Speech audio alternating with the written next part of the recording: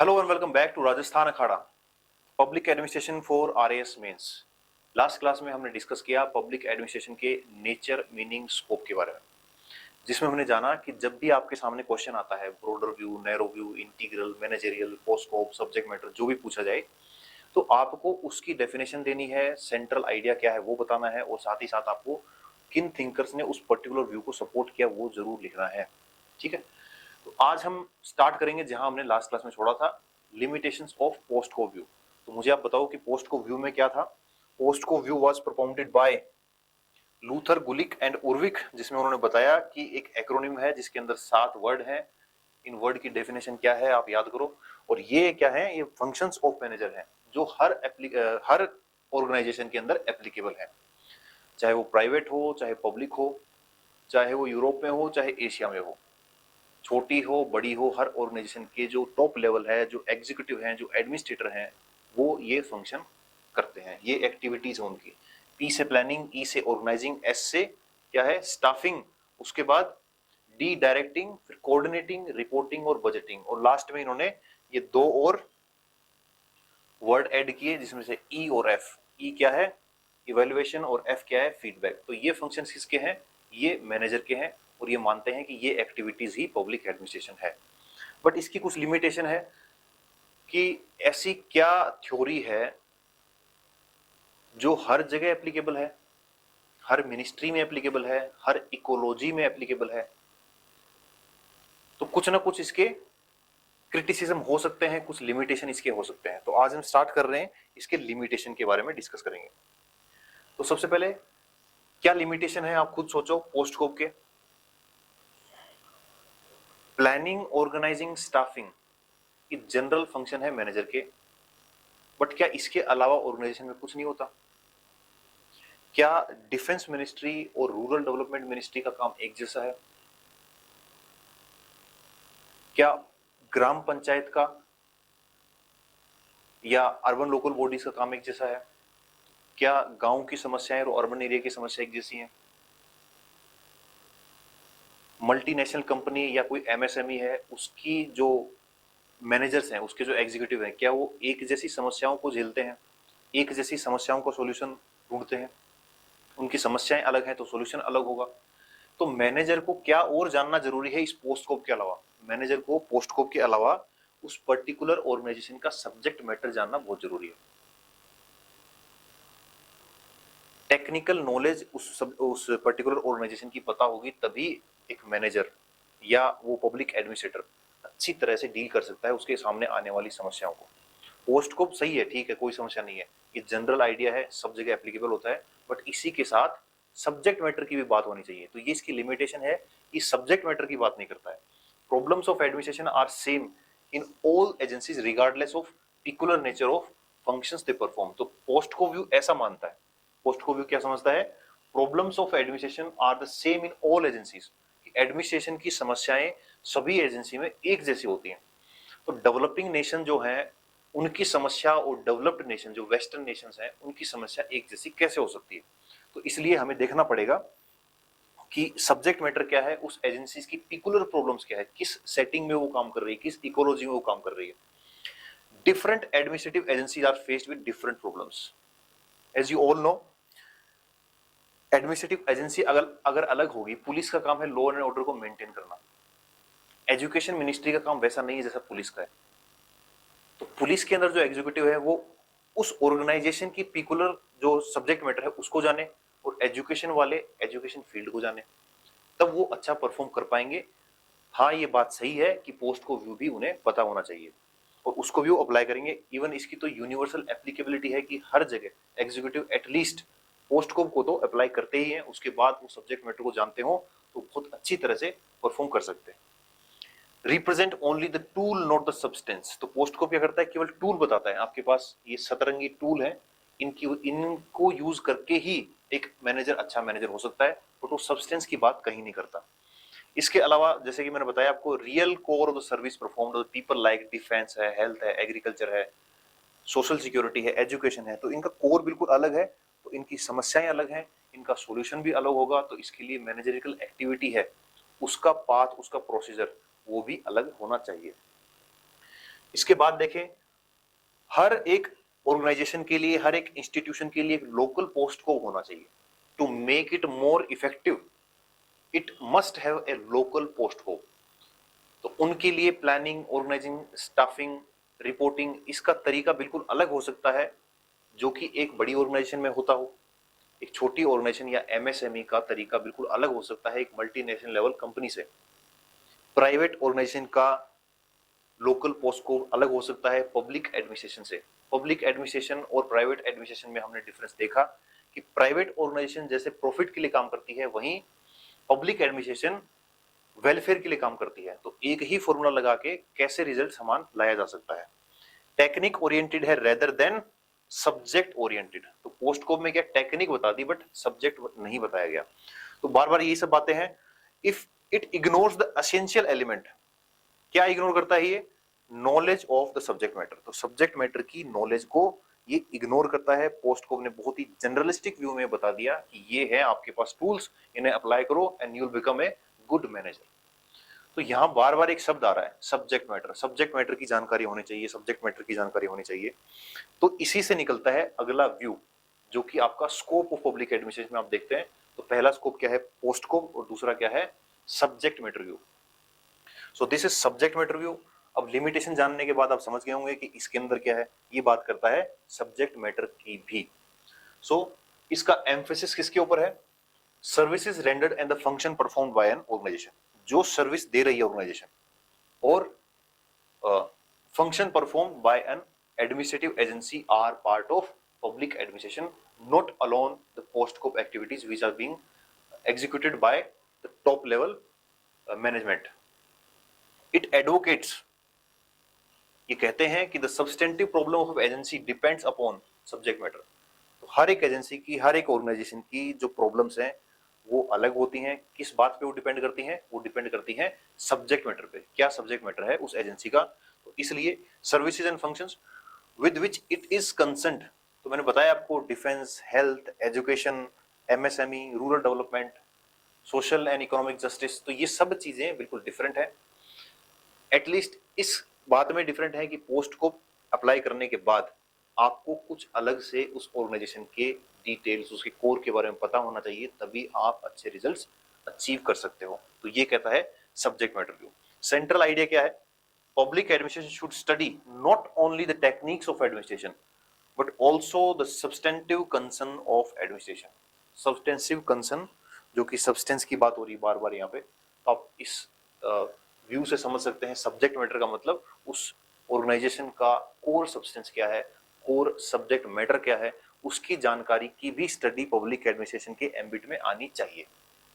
इसलिए आप कह सकते हैं ये ब्रॉडर व्यू है, पहले वाले को नैरो कह सकते हैं क्योंकि वो केवल एक ही जो टूल्स एंड टेक्निक है उसी की बात करता है।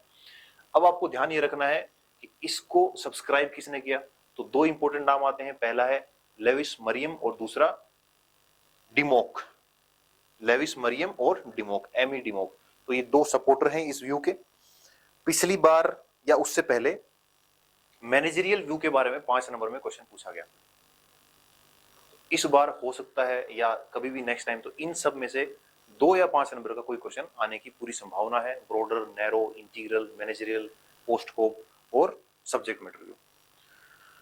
अब हम देखते हैं इन दोनों में क्या समानताएं हैं। Relation between post scope and subject matter view, तो ये भी अपने आप में क्वेश्चन बनता है कि इन दोनों में क्या रिलेशन है। देखो, पोस्ट स्कोप व्यू को भी अप्लाई कर ले एक मैनेजर और सब्जेक्ट मैटर भी जानता हो तो क्या होगा, ये अपने आप में कॉम्प्लीमेंट्री है। So they are not against each other, they are complementary to each other. They make a good substance of public administration. They make a good synthesis of public administration. दो सपोर्टर्स हैं, पहला Louis Maryam और दूसरा डिमोक। Louis Maryam क्या कहती है कि जैसे आपके घर में सीजर्स होती है ना, सीजर्स, कैंची, तो सीजर्स के जो 2 ब्लेड हैं उसमें से एक ब्लेड कौन सी है? पोस्ट कोप है, और दूसरी ब्लेड क्या है? Subject matter. और ये एक इंस्ट्रूमेंट की तरह काम करता है पब्लिक एडमिनिस्ट्रेशन, जिसकी 2 ब्लेड्स हैं, और दोनों ही ब्लेड अगर बहुत अच्छी तरह से काम करेंगे तब पब्लिक एडमिनिस्ट्रेशन ज्यादा इफेक्टिव होगा। डिमोक इसके सपोर्टर्स हैं, वो कहते हैं कि पब्लिक एडमिनिस्ट्रेशन का मतलब होता है to study the what and how of the government. How से आप समझते हैं पोस्ट स्कोप, और व्हाट का मतलब उस पर्टिकुलर फील्ड की सब्जेक्ट मैटर की नॉलेज अगर मैनेजर को है तो ज्यादा अच्छा परफॉर्म कर पाएगा, इफेक्टिव रिजल्ट दे पाएगा। तो क्या समझे आपकी रिलेशन बिटवीन में क्या है, not mutually exclusive but complementary to each other, together constitute the proper scope. तो ये कह सकते हैं आप कि ये दोनों मिल जाएं उसके बाद प्रॉपर स्कोप बनता है। केवल पोस्ट स्कोप भी पूरा स्कोप नहीं है और सब्जेक्ट मैटर व्यू भी पूरा स्कोप नहीं है, दोनों को मिला लें उसके बाद ये together constitute the proper scope of public administration. Lewis Meriam, जैसे मैंने बताया आपको, public administration is an instrument which has two blades like a pair of scissors. Pair of scissors के अंदर जो दो ब्लेड्स होती हैं उस तरीके से अगर ये दोनों धारदार होंगे तो सीजर्स बहुत अच्छा काम करेंगे। उसी तरीके से सब्जेक्ट मैटर की नॉलेज और पोस्ट स्कोप की नॉलेज, ये सारी चीजें अगर मैनेजर के पास है, एग्जीक्यूटिव के पास है, तो वो ज्यादा अच्छा परफॉर्म कर पाएगा, whether it is a private organisation और पब्लिक ऑर्गेनाइजेशन। डीमोक अगेन क्या कहते हैं, व्हाट एंड हाउ, ये दोनों ही पता होने चाहिए। What is technical knowledge and how is POSDCORB knowledge. Then together they form the synthesis called administration. ये दोनों मिलके जो बनाते हैं वो क्या है, एडमिनिस्ट्रेशन है। This is relation between post scope and subject matter view. और ये भी अपने आप में क्वेश्चन बनता है 2 या 5 नंबर में, इतना कंटेंट काफी है लिखने के लिए। आपको थिंकर्स के नाम भी पता होने चाहिए। So now let us discuss about the evolution of public administration. देखिए इवोल्यूशन को आप 2 पार्ट में पढ़ेंगे। सबसे पहले 1887 से पहले और 1887 के बाद। तो ये एक डिफाइनिंग ईयर है जिसे आप कह सकते हैं the birth of public administration as an separate subject, जो किससे हुआ, वुड्रो विल्सन के essay the study of administration से शुरुआत हुई। बट 1887 से पहले भी इसके बारे में बहुत कुछ लिखा जा चुका है वेस्टर्न और इंडियन थिंकर के द्वारा, बट उसमें उन्होंने स्टेट सोवरेनिटी, कॉन्स्टिट्यूशन, किंग, इस पे ज्यादा फोकस किया बजाय पब्लिक एडमिनिस्ट्रेशन की थ्योरी कॉन्सेप्ट के। तो हमें जानना यह भी है कि इवोल्यूशन में 1887 से पहले क्या हुआ। इसके बाद हम पढ़ेंगे कुछ फेजेस के बारे में। 10 नंबर में क्वेश्चन पूछा जा चुका है। तो यहाँ अगर जो फेजेस हैं उसमें कुछ पहला, दूसरा, तीसरा, किसी के बारे में 5 नंबर में पूछा जा सकता है, या पॉलिटिक्स एडमिनिस्ट्रेशन डाइकोटोमी के बारे में पूछा जा सकता है, वुड्रो विल्सन के बारे में। तो ये जानना आपके लिए बहुत जरूरी है। तो एंशियंट टाइम्स में ऐसा क्या था जो हम कह सकते हैं कि पब्लिक एडमिनिस्ट्रेशन के इवोल्यूशन में कुछ पार्टिसिपेट कर रहा है, वो है कौटिल्य का अर्थशास्त्र इन एंशियंट इंडिया, जिसमें स्टेट के ऑर्गन्स के बारे में डिस्कस किया, but public administration as an different subject यहाँ कोई ऐसी बात नहीं हुई। एरिस्टोटल की पॉलिटिक्स और मैकियावेली की the Prince in medieval West. इसके अलावा देखें तो थॉमस होब की लेवातियन, और इंडिया में देखें तो मुगल पीरियड में अबुल फजल की आईन अकबरी, आईन अकबरी, और थॉमस होब की लेवातियन।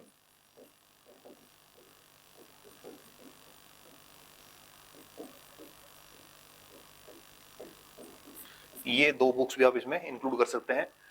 उसके बाद 18th सेंचुरी, ये हमने जाना कि cameralist movement, cameralism in Prussia, Germany and Australia, क्या ऑस्ट्रिया, क्या कहते थे इसे, प्रूसिया, प्रूसिया। तो इन्होंने भी एक सिस्टमैटिक रिसर्च की पब्लिक एडमिनिस्ट्रेशन के ऊपर, बट ये मेनली फोकस थे किसे, economic part of public administration और स्टेट। इसके मेजर प्रोपोनेंट थे कौन, जॉर्ज जिंके। तो ये नाम आप याद रखें।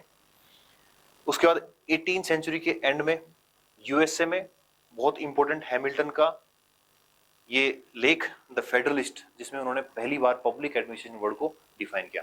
और लास्टली एक फ्रेंच बुक जिसका नाम है प्रिंसिपल द एडमिनिस्ट्रेशन पब्लिक, जिसे किसने लिखा, चार्ल्स जेन बोने। इन्होंने पहली बार इसको कह सकते हैं कि सेपरेट बुक पब्लिक एडमिनिस्ट्रेशन के ऊपर यही थी, बट ये फ्रेंच लैंग्वेज में लिखी गई थी।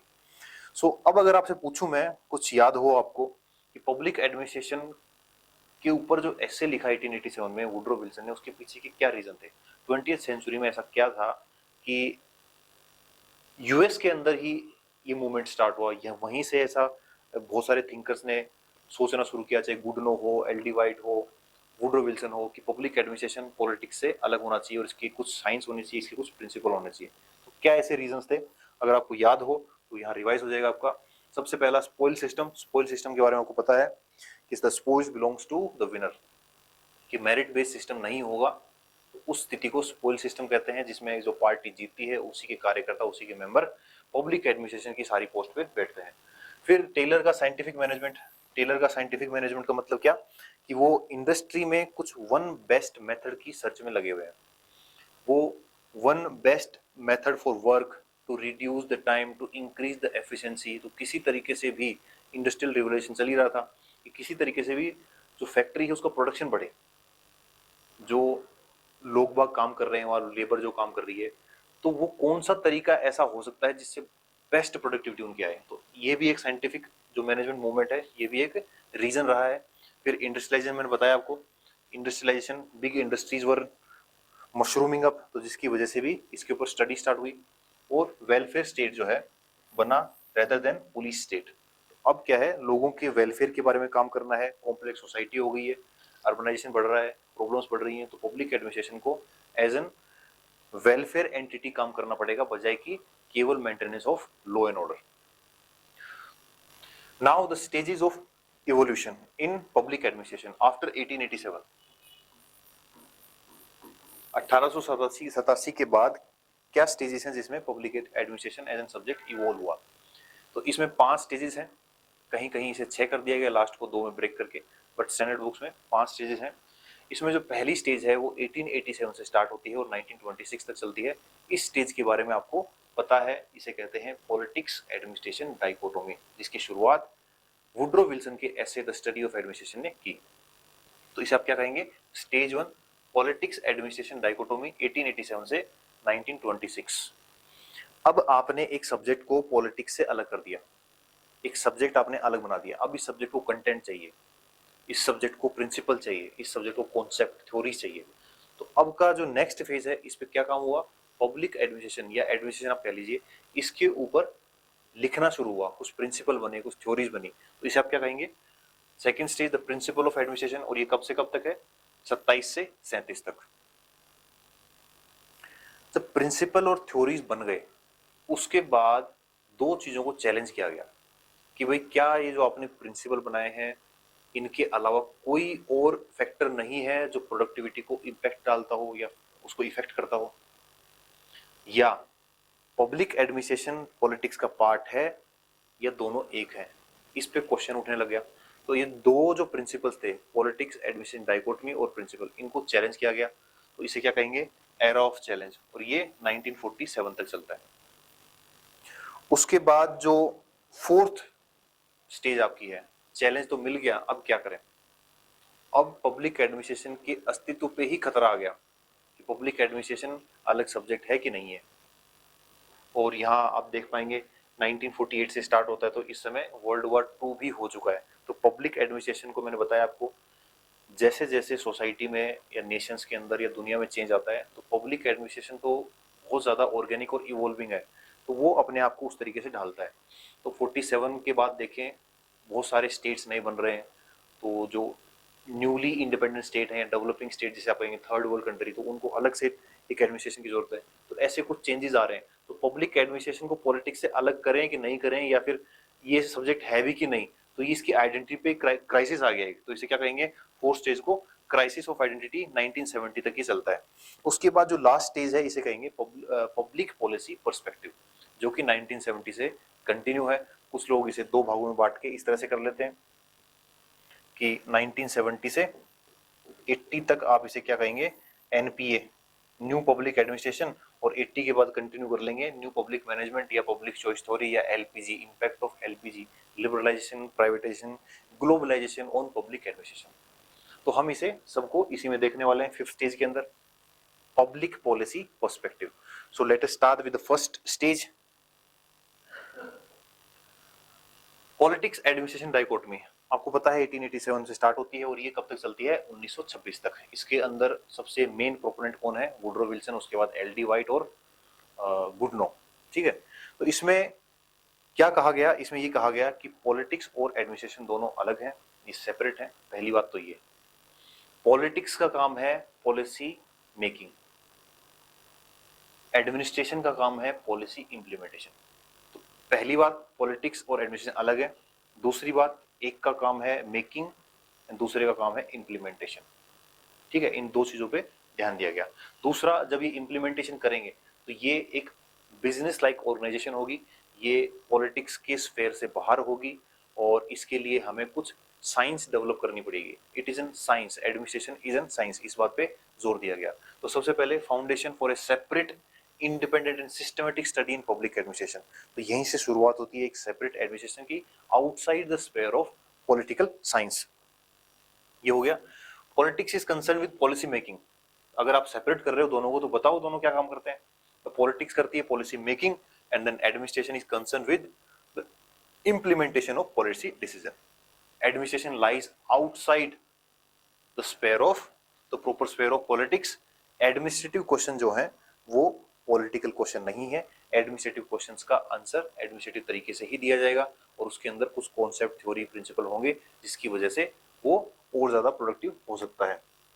Although politics sets the task, भाई आपके जो काउंसिल ऑफ मिनिस्टर है या एग्जीक्यूटिव है वो टास्क तो बता देंगे, आपको गोल तो सेट कर दोगे कि because you are representing the will of the people, but आप पब्लिक एडमिनिस्ट्रेशन के स्फेयर के अंदर मैनिपुलेशन ना करें, उसमें एंटर ना हो। Should not suffer to manipulate its offices. ठीक है, तो ये इन्होंने बताया कि किस तरह से दोनों को अलग अलग होना चाहिए। पहले फेज के अंदर आपको यही लिखना है और बहुत इंपॉर्टेंट फेज है ये, बिकॉज यहाँ से सब्जेक्ट की शुरुआत होती है। इसे आप पॉलिटिक्स एडमिनिस्ट्रेशन डाइकोटमी पे 5 नंबर का पूछा जा सकता है, विल्सोनियन थ्योरी के ऊपर 5 नंबर का पूछा जा सकता है, द स्टडी ऑफ एडमिनिस्ट्रेशन जो एसे है उस पर पूछा जा सकता है। तो यही सब बातें उन्होंने उसके अंदर की। The field of administration is the field of business. तो इसे एक बिजनेस की तरह काम करना चाहिए। It is remove from the Hari and strife of politics. Politics का काम क्या है? चुनाव जीतना, मैनिपुलेशन और वैल्यूज, इमोशन, ये सब चीजें। पर यहाँ बिजनेस की तरह काम होगा। बिजनेस का मतलब यहाँ प्रॉफिट जनरेशन नहीं है, बिजनेस का मतलब ये best practices. It administration is a part of political life. Administration अगर आप मानते भी हो कि पॉलिटिक्स का पार्ट है तो उतना ही है जितना ये मार्कर पार्ट है जिस फैक्ट्री में जिस मशीन से बना उसका। मतलब जो प्रोडक्ट है उसका उस मशीन से कितना रिलेशन है जिसमें वो बना है, उतना ही रिलेशन है पब्लिक एडमिनिस्ट्रेशन का पॉलिटिक्स से। इसलिए दोनों अलग चीजें अपने तरीके से इनको काम करने दिया जाए। Then the science of administration is latest fruit. जो हमने 2200 साल पहले पॉलिटिक्स के बारे में स्टडी स्टार्ट की थी उसका जो सबसे ताजा फल है वो है स्टडी ऑफ एडमिनिस्ट्रेशन।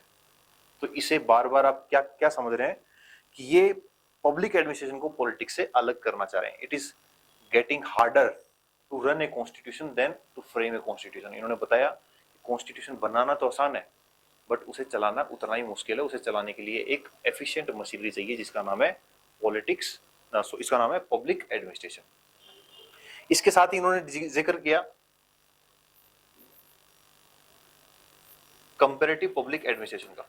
यहाँ इन्होंने कंपैरेटिव पब्लिक एडमिनिस्ट्रेशन का भी जिक्र किया, जिसमें उन्होंने बताया, एक एग्जांपल से बताया कि अगर कोई एक हत्यारा है, मर्डरर, और वो अपने जो नाइफ है उसको शार्प कर रहा है और बहुत एफिशिएंटली कर रहा है, तो हमें उसकी जो तरीका है शार्प करने का, नाइफ शार्प करने का, वो कॉपी करना चाहिए बजाय कि उसका इंटेंशन टू मर्डर, उसको कॉपी नहीं करना चाहिए। तो इनका कहने का मतलब ये था अगर जर्मनी में या ऑस्ट्रिया में कहीं भी कुछ अच्छा हो रहा है तो हम उसे अप्लाई कर सकते हैं हमारी इकोलॉजी के, हमारी कंडीशन के अकॉर्डिंग, बट जरूरी नहीं कि एग्जैक्टली उसको वहां लाना। इसके लिए कंपैरेटिव पब्लिक एडमिनिस्ट्रेशन की स्टडी भी करना बहुत जरूरी है।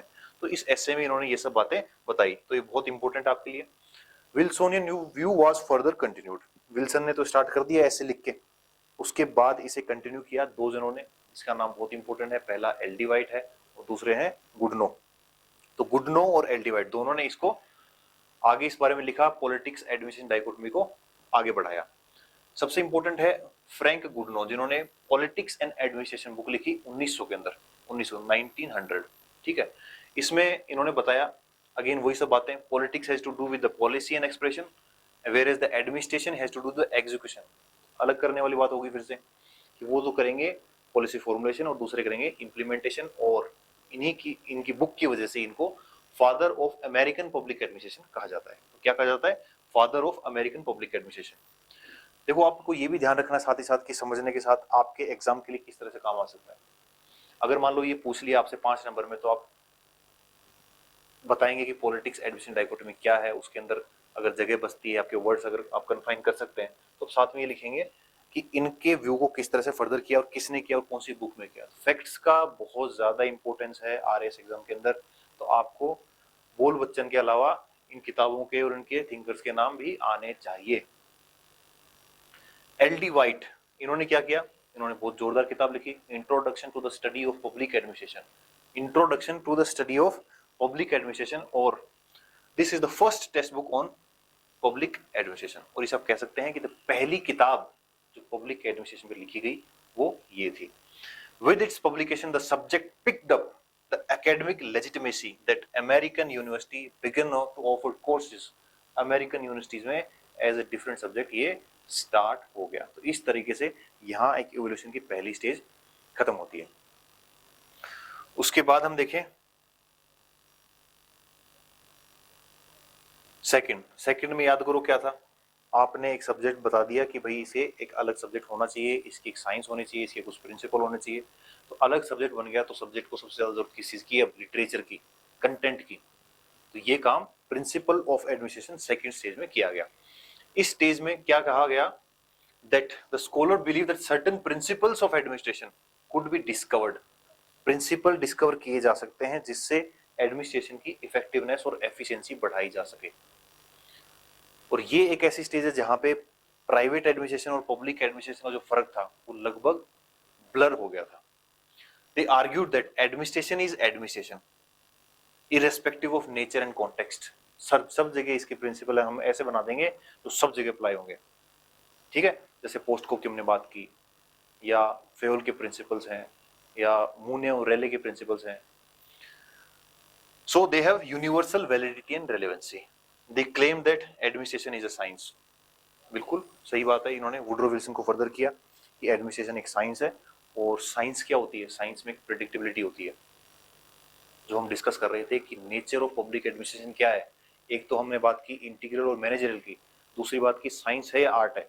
तो जब हम इसमें डिफरेंशिएशन पढ़ेंगे तो आप ये याद करना है, बताऊंगा आपको मैं कि साइंस है ये किसने कहा, जो प्रिंसिपल जो सेकंड स्टेज के प्रिंसिपल ऑफ एडमिनिस्ट्रेशन है, वहां हमने पढ़ा था कि वो मानते थे कि ये साइंस है। साइंस क्या होती है, जिसको आप प्रिडिक्ट कर सकते हो। साइंस वो होती है जिसके रिजल्ट सेम आएंगे irrespective of the setting, irrespective of the place, irrespective of the ecology. Gravity यहाँ भी इतनी है, बाहर भी इतनी है और सब जगह इतनी है। तो हम देखते हैं आगे क्या कहा इन्होंने, administration is a science. The stage begin with the publication of Willoughby. Willoughby की जो बुक है प्रिंसिपल्स ऑफ पब्लिक एडमिनिस्ट्रेशन। तो आप तीन तो पक्का याद रखें। सबसे पहला मैंने क्या बताया था, Goodnow, politics and administration in 900। Then 1926 L D. White, the study of public, introduction to the study of public administration. और जैसे ही सेकंड स्टेज स्टार्ट होती है तो विलोबे क्या लिखते हैं, प्रिंसिपल्स ऑफ पब्लिक एडमिनिस्ट्रेशन। तो इन नाम से देखो आप, प्रिंसिपल्स ऑफ पब्लिक एडमिनिस्ट्रेशन 1927 के अंदर ये स्टार्ट होती है।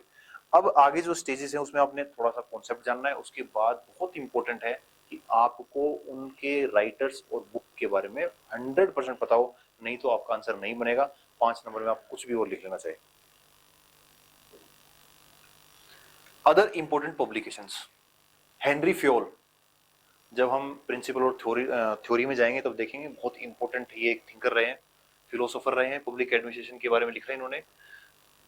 Henry Fayol's industrial and general management, industrial and general management 1916।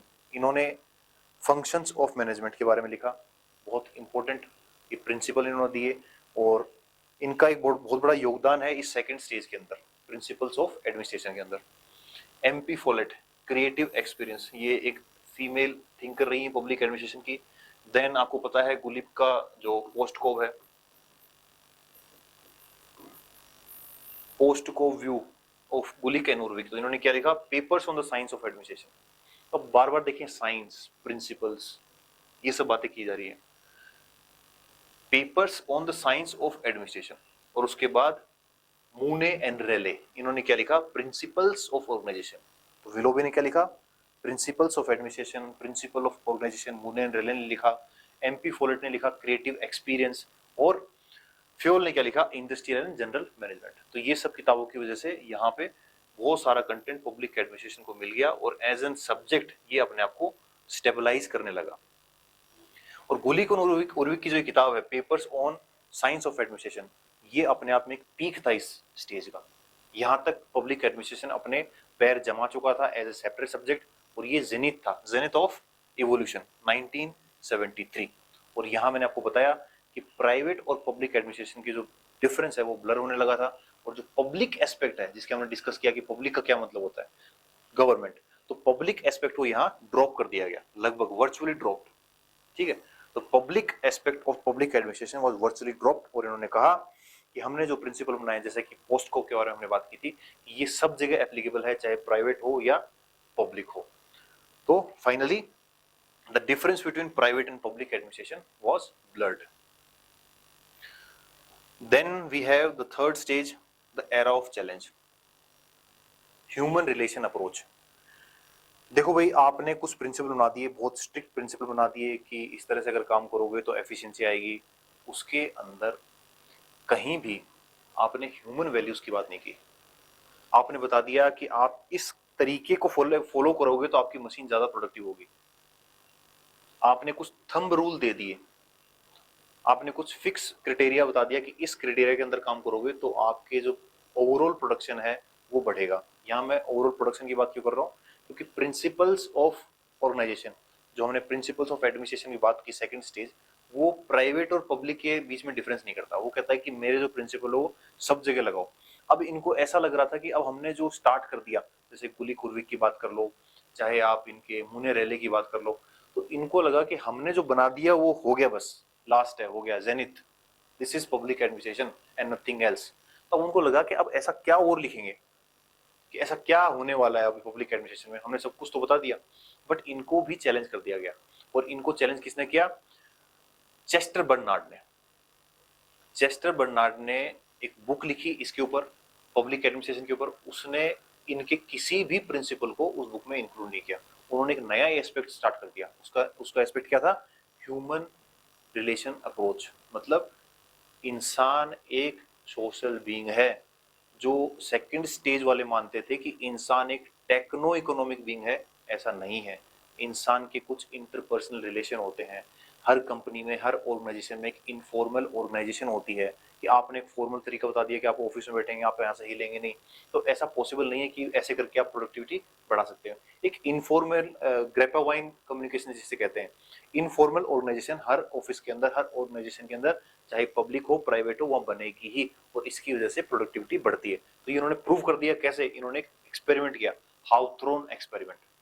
तो ये कुछ बातें हैं इसकी बहुत इंपॉर्टेंट, आप ध्यान रखें। The main theme during this stage was advocacy of human relation and behavioural approach. Main theme क्या थी, ह्यूमन रिलेशन और वैल्यूज के बारे में भी हमें सोचना पड़ेगा अगर हमें ऑर्गेनाइजेशन की ओवरऑल एफिशिएंसी को बढ़ाना है तो।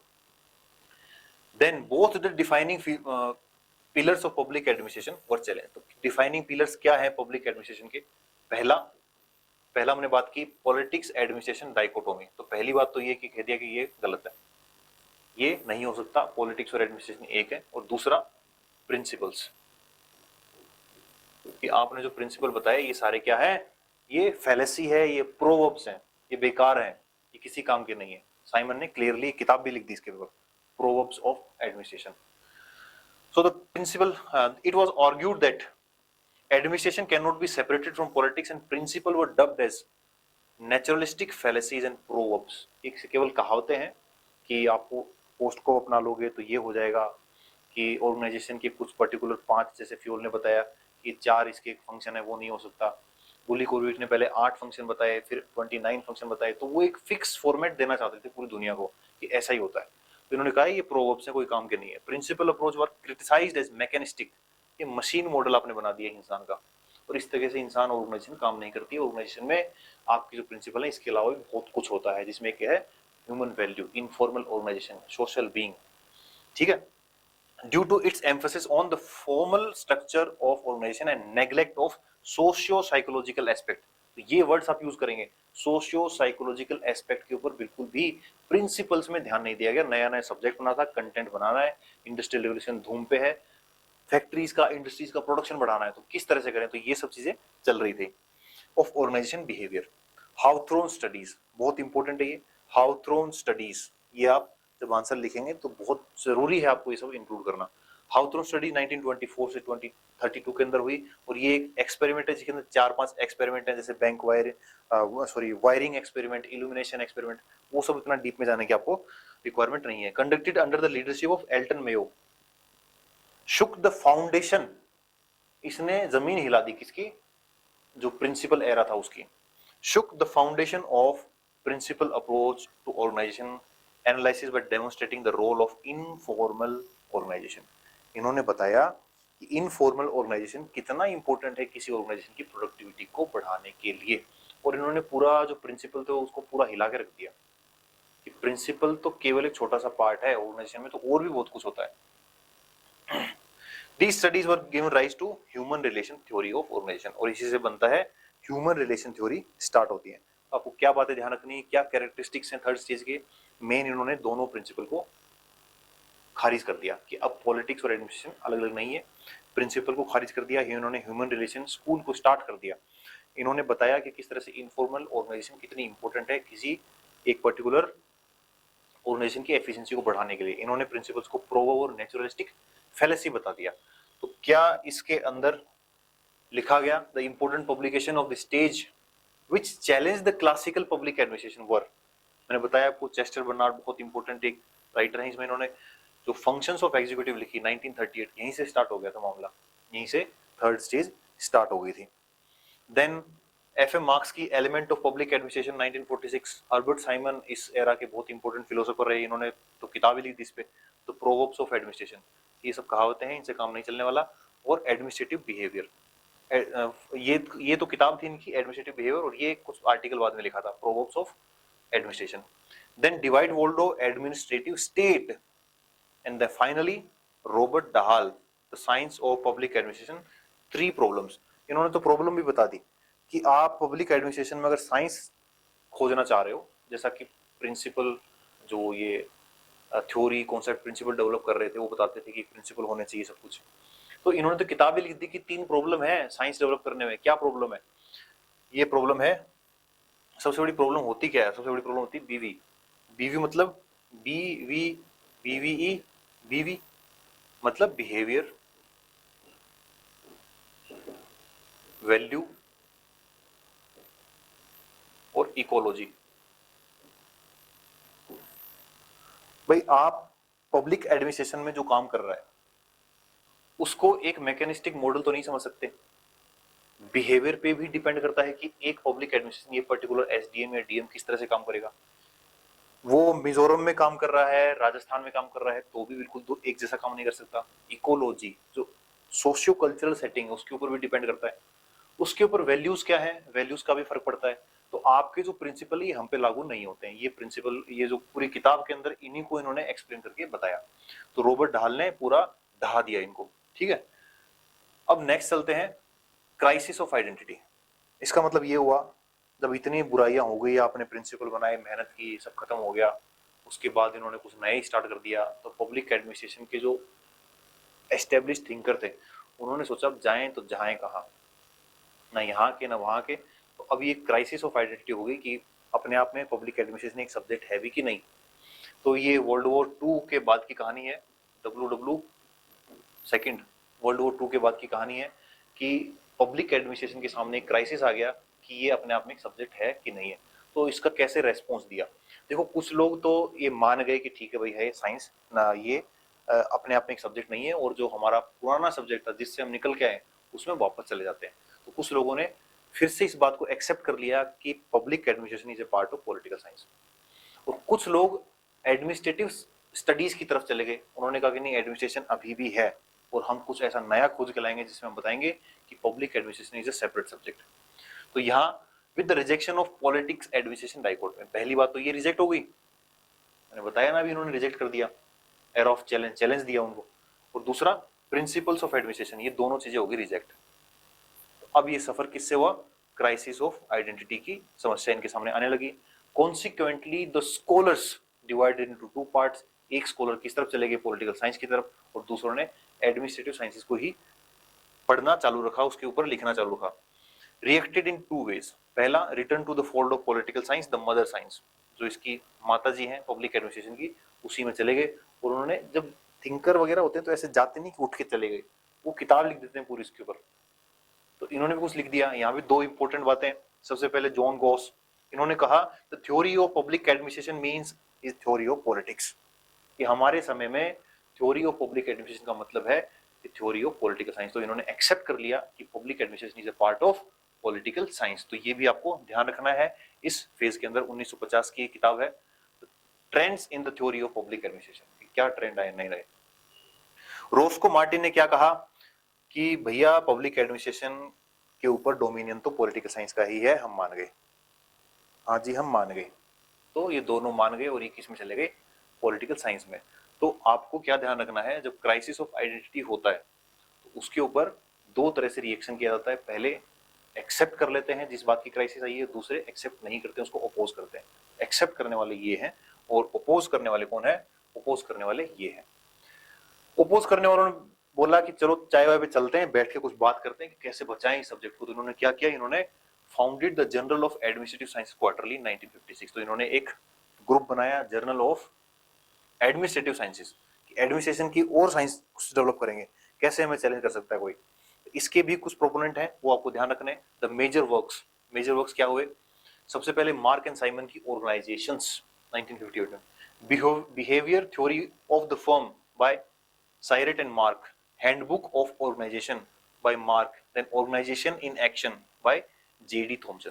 तो ये सब कुछ किताबें लिखी गई, ऑर्गेनाइजेशन के बारे में और स्टडी की गई कि पब्लिक एडमिनिस्ट्रेशन को हम पॉलिटिक्स से बाहर रखेंगे और पब्लिक एडमिनिस्ट्रेशन की साइंस को डेवलप करके मानेंगे, इसके प्रिंसिपल को अलग से बना के मानेंगे। इस ऑर्गेनाइजेशन में इन्होंने कहीं ना कहीं अब ह्यूमन रिलेशन अप्रोच को भी ध्यान में रखना शुरू कर दिया। However in both the cases either towards political science or public administration lost its separate identity and distinctive as it had to merge with larger field. This is why इस field को कहा जाता है that it is the crisis of identity. So आप ये सब बातें इसके अंदर ध्यान रखें। अब जो मैंने बताया आपको कि इस एरा के अंदर, इस जो स्टेज है इसके अंदर कुछ और काम शुरू हुए कि मतलब एडमिनिस्ट्रेशन को कैसे एस्टेब्लिश करें दोबारा। तो यहाँ दो इंपॉर्टेंट बातों पे बात हुई। पहला, कंपैरेटिव पब्लिक एडमिनिस्ट्रेशन, कि एडमिनिस्ट्रेशन की कंपैरेटिव स्टडी को फोर्स किया जाए, मतलब इसके ऊपर ध्यान दिया जाए। दूसरा, डेवलपमेंट एडमिनिस्ट्रेशन के ऊपर ध्यान दिया जाए। तीसरा, एडमिनिस्ट्रेटिव डेवलपमेंट के ऊपर ध्यान दिया जाए। तो यहाँ rise of new human relation approach and advocated by Chris Argyris, McGregor, Rensis Likert, Warren Bennis and others. तो इन्होंने ह्यूमन रिलेशन के ऊपर तो ध्यान दिया ही, साथ ही growth of comparative public administration, advocacy and ecological approach, कि भैया पब्लिक एडमिनिस्ट्रेशन को अगर अपने सेपरेट, अगर बिल्कुल आइसोलेटेड रखेंगे सबसे, तो ये कैसे बचा पाएंगे इसको। तो इकोलॉजिकल अप्रोच को भी यहाँ ध्यान दिया गया। डेवलपमेंट एडमिनिस्ट्रेशन की यहाँ बात की गई भाई एडवर्ड विडनर और FW रिक्स। तो ये बहुत इंपॉर्टेंट प्रोपोनेंट है। जब भी डेवलपमेंट एडमिनिस्ट्रेशन की बात आए तो एक मिस्टर गोस्वामी इंडिया से हैं। 1955 में कुछ किताबें कहती कि उन्होंने सबसे पहले डेवलपमेंट एडमिनिस्ट्रेशन को स्टार्ट किया, बट मेनली इनका नाम आता है FW रिक्स का। Then crystallisation concept of administrative development. एक देखो ये उल्टा है थोड़ा, डेवलपमेंट एडमिनिस्ट्रेशन और एडमिनिस्ट्रेटिव डेवलपमेंट। डेवलपमेंट एडमिनिस्ट्रेशन मतलब डेवलप्ड कंट्रीज में किस तरह का एडमिनिस्ट्रेशन होना चाहिए, वो डेवलपमेंट एडमिनिस्ट्रेशन है। और एडमिनिस्ट्रेटिव डेवलपमेंट मतलब एडमिनिस्ट्रेशन के अंदर क्या रिफॉर्म होना चाहिए, वो एडमिनिस्ट्रेटिव डेवलपमेंट है। तो दोनों पे ध्यान दिया गया। देन न्यू पब्लिक एडमिनिस्ट्रेशन भी थोड़ा यहाँ पे स्टार्ट होने लग गया था। And finally the emergence of public choice theory 1960s में ये भी स्टार्ट हो गया था। ये हम देखेंगे अलग अलग से, एनपीए देखेंगे, एनपीएम देखेंगे, तब देखेंगे इसके अंदर क्या डिफरेंस है, क्या इनकी मीनिंग है। सो ये आपको ध्यान रखना है इसके अंदर। Then we have fifth stage, जिसको मैंने बताया कि इसको भी दो भागों में कई किताबों में से बांट रखा है, बट जो स्टैंडर्ड बुक्स है उसके अंदर ये फिफ्थ एक ही स्टेज है, जिसे आप 1970 के बाद से कंटिन्यू मान सकते हैं आज तक, जिसमें एनपीए भी आ गया, एनपीएम भी आ गया, पब्लिक चॉइस अप्रोच भी आ गया, एलपीजी के इम्पैक्ट भी आ गए, और जो अभी जो पब्लिक एडमिनिस्ट्रेशन में चेंजेस आ रहे हैं आज के दिनों में इस दौर के अंदर, वो भी इसके अंदर ही इंक्लूड है, बिकॉज यहाँ से मानते हैं कि कंटिन्यू है। और सबसे इंपॉर्टेंट बात तो ये कि अब आप बिल्कुल कह नहीं सकते ये बात कि पॉलिटिक्स और एडमिनिस्ट्रेशन बिल्कुल अलग अलग हैं, ये आप बिल्कुल नहीं कह सकते। तो ये इस फेज का सबसे इंपॉर्टेंट पॉइंट है। डायकोटमी को यहाँ अबंडन कर दिया गया, रिजेक्ट कर दिया गया, साथ मिलकर ही काम करना पड़ेगा, तभी आप वेलफेयर एक्टिविटी को एफिशिएंटली कंडक्ट कर पाएंगे। अब इसके लिए क्या करना होगा, इंटरडिसिप्लिनरी अप्रोच लगानी पड़ेगी public administration. It can not be kept isolated और separate from all other subjects. इसके अंदर इंटरडिसिप्लिनरी सब्जेक्ट, जैसे कि आपका सिलेबस को ध्यान दो, आपके सिलेबस में पब्लिक एडमिनिस्ट्रेशन के साथ साथ और क्या क्या है, उसमें एथिक्स भी है, उसके अंदर लॉ भी है, उसके अंदर मैनेजमेंट भी है, एक्ट भी हैं, तो सब चीजें उसके अंदर आ गई, management, law, ethics, public administration, politics. तो इस तरह से सब चीजों को मिला ले, आपके सिलेबस को देख के आप समझ जाएंगे कि ये वाले फेज की बात चल रही है। ठीक है, inter disciplinary era of NPA. NPA से क्या मतलब, हम समझेंगे डिटेल में इसको। न्यू पब्लिक एडमिनिस्ट्रेशन की पब्लिक एडमिनिस्ट्रेशन जो ट्रेडिशनल है उसके अंदर कुछ रेलेवेंस हो, वो कुछ वैल्यूज का ध्यान रखे, कस्टमर ओरिएंटेड हो, सिटीजन ओरिएंटेड हो। ठीक है, ये सब चीजें। Then the survival of public administration as a subject must include content from other subjects. Other subject जो कि आपके सिलेबस में है, एक उदाहरण के लिए आपको याद रखने के लिए कि law, psychology, sociology, politics, management, सब चीजों से अब कुछ ना कुछ कंटेंट यहाँ लेना पड़ेगा। मैनेजमेंट से फॉर एग्जांपल आप किस तरह से एफिशिएंटली काम कर सकते हो। एक अगर प्राइवेट, आजकल तो आप देखें पहले के थाने में और आज के थाने में बहुत फर्क आ गया। क्या एकदम शानदार ऑफिस लगता है, क्या तरीका है काम करने का। बहुत सारे ऐसे थाने हैं जो मैंने देखे कि बिल्कुल आप समझ नहीं पाएंगे कि ये थाना है इंडिया का। तो ये कहां से आता है कि प्राइवेट ऑर्गेनाइजेशन अगर इतना एफिशिएंटली काम कर सकती है तो पब्लिक एडमिनिस्ट्रेशन भी सीखना चाहिए ना पब्लिक एडमिनिस्ट्रेशन को। जैसे कि वुड्रो विल्सन ने कहा था, तो जरूरी थोड़ी कि यूं का यूं कॉपी कर लो। भाई आप ये देख लो कि अगर कोई हत्यारा है वो चाकू बहुत अच्छी तरह शार्प करता है, तो चाकू शार्प करना सीख के आ जाओ अपने घर, फिर उससे टमाटर काटो। ठीक है, तो ये सब। Then public policy is multi-dimensional approach which includes society, management, politics, law, economics, ethics, etc. Hence, तो वोल्डो ने कहा कि पब्लिक एडमिशन डाइकोटमी जो है वो बेकार है और public admission has to do with the formulation and implementation of policy both. अब यहाँ पब्लिक एडमिशन का रोल दोनों में है। जैसा कि हमने एक बार पिछली क्लास में भी डिस्कस किया था कि ब्रॉडर व्यू के अंदर लेजिस्लेचर, एग्जीक्यूटिव, जुडिशरी तीनों को ये मानते क्या है, पार्ट है। तो यहाँ इसको ये भी कह सकते हैं कि ये क्या है, broader view, broader view of public administration. Then incorporation of 3 E's। 3 E's क्या है, जब भी 3 E's आए, एफिशिएंसी, इकोनॉमी, इफेक्टिवनेस, तो इन सब चीजों को ध्यान रखना पड़ेगा पब्लिक एडमिनिस्ट्रेशन के अंदर। Then other theories of management in public administration, hierarchy और सेंट्रलाइजेशन, इन दोनों को खत्म करो। खत्म का मतलब ज्यादा फोकस ना दो। सेंट्रलाइजेशन आप समझते हैं क्या होता है, सेंट्रलाइजेशन मतलब एक पर्टिकुलर जगह पे पावर अथॉरिटी का होना, इसको कहते हैं सेंट्रलाइजेशन। हायरार्की को अगर रिजिडली फॉलो करोगे, अगर मान लो हायरार्की है, हायरार्की आप समझते हैं क्या होता है, जैसे मान लो पुलिस में देखें हम तो सबसे पहले हैं डीजीपी, एडीजीपी, देन आपके आईजी, फिर DIG, then SSP, then SP, then आपके डीवाईएसपी, देन आपके इससे पहले ASP, then CI, then SI, head constable, constable. तो ये हायरार्की है। अगर आपने अपने काम करने के तरीके में इसको स्ट्रिक्टली फॉलो किया, एकदम रिजिडली फॉलो किया, तो काम की एफिशिएंट, आपको एफिशिएंसी से आप काम नहीं कर पाएंगे, फाइल केवल रास्ते में घूमती रहेगी। तो आप कुछ ऐसा करें कि जो मॉडर्न नेशन स्टेट के अंदर जो सोसाइटी है उसकी रिक्वायरमेंट के हिसाब से जिस तरीके से काम हो सकता है, कुछ चेंजेस आप उसके अंदर करें, थोड़ा फ्लेक्सिबल बनाए हायरार्की को।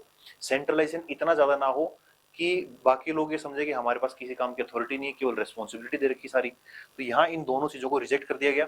Then LPG, era of NPM. LPG मतलब लिबरलाइजेशन, प्राइवेटाइजेशन, ग्लोबलाइजेशन। और ये एरा में क्या होता है, न्यू पब्लिक मैनेजमेंट। मैनेजमेंट के जो टूल्स एंड टेक्निक्स हैं वो पब्लिक एडमिनिस्ट्रेशन में इस स्टेज के अंदर इंक्लूड किए गए। फोकस एंड डिसेंट्रलाइजेशन, तो यहाँ सेंट्रलाइजेशन कहा गया, ये सेंट्रलाइजेशन नहीं होगा तो क्या होगा, डिसेंट्रलाइजेशन पे ध्यान दिया गया।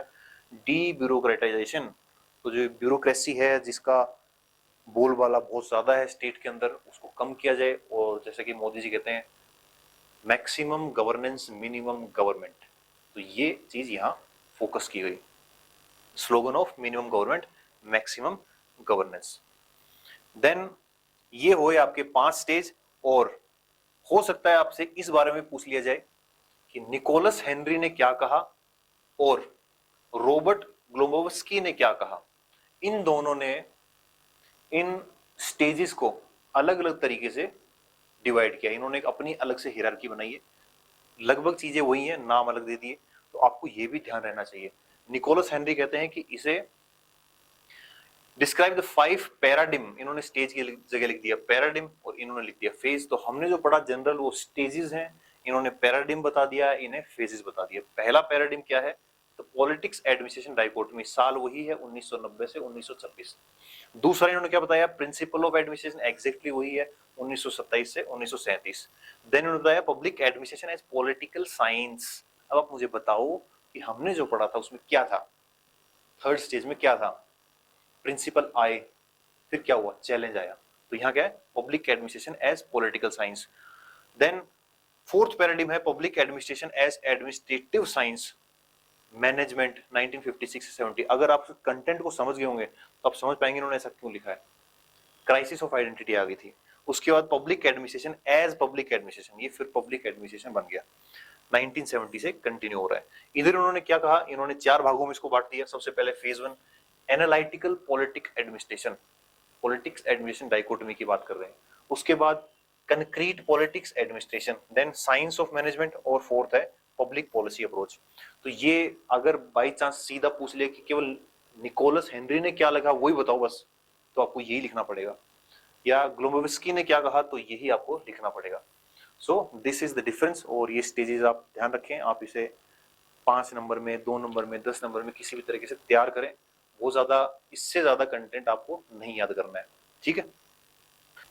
Evolution of public administration in India, India के अंदर पब्लिक एडमिनिस्ट्रेशन किस तरह से इवोल्व हुआ ये भी आपको देखना जरूरी है, यहाँ से भी क्वेश्चन पूछा जा सकता है। तो इंडिया के इवोल्यूशन की बात करें तो हम यहाँ कौटिल्य या अबुल फजल इन सबको नहीं लिखेंगे, हम देखेंगे आजादी से कुछ साल पहले या आजादी के बाद क्या क्या यहाँ हुआ। तो इवोल्यूशन की बात करें तो मेनली यहाँ कोई प्रिंसिपल कॉन्सेप्ट थ्योरी का कंट्रीब्यूशन इंडियंस का नहीं है।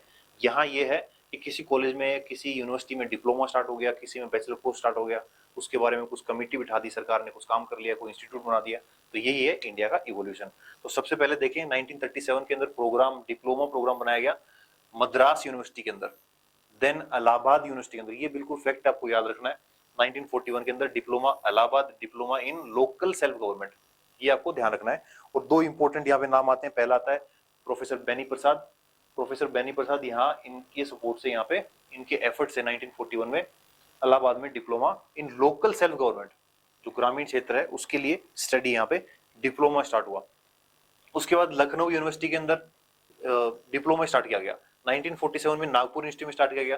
जो अलग से डिपार्टमेंट की मैं बात कर रहा हूँ, ये MP शर्मा जो हमारे प्रोफेसर हैं उनकी मदद से हुआ नागपुर यूनिवर्सिटी में 1950 के अंदर। तो ये आप ध्यान रखें 1950 के अंदर first separate department for public administration was started in Nagpur university with the help of professor MP Sharma, और इन्हें ही कहते हैं इंडिया के अंदर the father of public administration in India, ठीक है।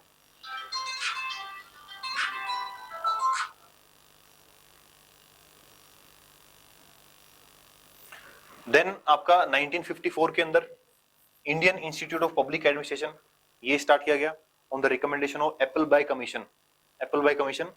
1954 में इन्होंने रिपोर्ट आई और इन्होंने on the recommendation of Appleby commission IIPA Indian institute of public administration start किया गया, वो अभी भी है दिल्ली के अंदर। और इसका एक जनरल है बहुत important, Indian general on public administration, बहुत इंपॉर्टेंट। देन राजस्थान की अगर बात करें तो यहाँ सबसे पहले जोधपुर के अंदर ऑफिसर्स ट्रेनिंग इंस्टीट्यूट स्टार्ट किया गया, फिर उसको जयपुर शिफ्ट किया गया, फिर उसके नाम चेंज किया गया। पहले ये रीपा था, इसकी जगह पहले सीपा था ये, ठीक है। State institute of public administration, फिर उसके बाद इसका नाम हुआ RIPA, Rajasthan institute of public administration. अब इसे कहते हैं HC RIPA, HCM RIPA, Harish Chandra Mathur Rajasthan institute of public administration. और ये क्या है, OTS ऑफिसर्स ट्रेनिंग इंस्टीट्यूट, जो अब कहाँ है, जवाहरलाल नेहरू मार्ग जयपुर के ऊपर है। 1957 में इसको स्टार्ट किया गया, 86 में जयपुर में शिफ्ट हुआ। उसके बाद 1986 में एज एन ऑप्शनल UPSC में भी पब्लिक एडमिनिस्ट्रेशन को ऐड कर दिया गया। उससे पहले ये पब्लिक एडमिनिस्ट्रेशन ऑप्शनल नहीं था UPSC के अंदर, अब ये एक as a subject, as a separate discipline universities में पढ़ाया जाता है। स्टूडेंट इसको पढ़ते हैं, स्टूडेंट इसके अंदर अपना करियर बनाते हैं, इसके प्रोफेसर्स हैं, इसमें आप ऑप्शन लेके UPSC के एग्जाम भी दे सकते हैं। So this was about the evolution of public administration, उसके फेजेस के बारे में, 1887 से पहले क्या हुआ और इंडिया के अंदर किस तरह से ये हुआ। तो यहाँ से आप एक्सपेक्ट कर सकते हैं कुछ 5-10 नंबर के question. So see you in the next class with another topic. Thank you for joining me.